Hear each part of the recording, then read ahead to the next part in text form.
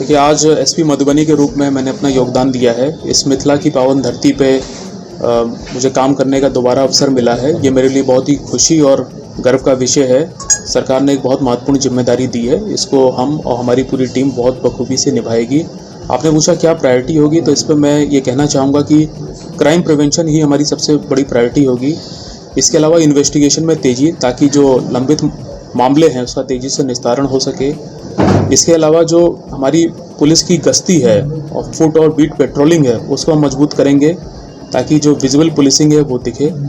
और कुल मिला के मैं यही कहना चाहूँगा कि एक अच्छी पुलिसिंग देने के लिए हमारी पूरी टीम काम करेगी और उसके अच्छे जो नतीजे हैं वो आप लोगों को बहुत जल्दी मिलेंगे। सर, यहाँ पहले भी आप काम कर चुके हैं और एसपी के रूप में यहाँ पर योगदान देने का मौका मिला है, कैसा महसूस करते हैं?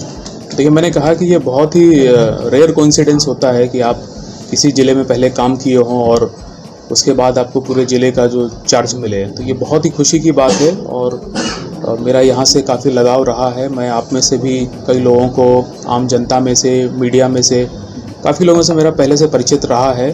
तो मुझे पूरी उम्मीद है कि उस समय जैसे हमें कोऑपरेशन मिलता था, जनता का सहयोग मिलता था, वैसा ही अभी भी मिलेगा। इससे पहले एसपी के तौर पे आप रहे थे, कैसा एक्सपीरियंस उस टाइम पे रहा? बहुत अच्छा एक्सपीरियंस रहा था। मैं एसटीपीओ झंझारपुर था उस समय, वो हमारी एक ट्रेनिंग का पीरियड था। यहाँ रह के मैंने बहुत चीज़ें सीखी थी जो मुझे आगे चल के हमारी जो पुलिसिंग के करियर में बहुत मददगार हुई, और उन्हीं अनुभवों को हम यहाँ पे पुनः इस्तेमाल करते हुए एक बेहतरीन पुलिसिंग देने का काम करेंगे। बहुत बहुत धन्यवाद। धन्यवाद।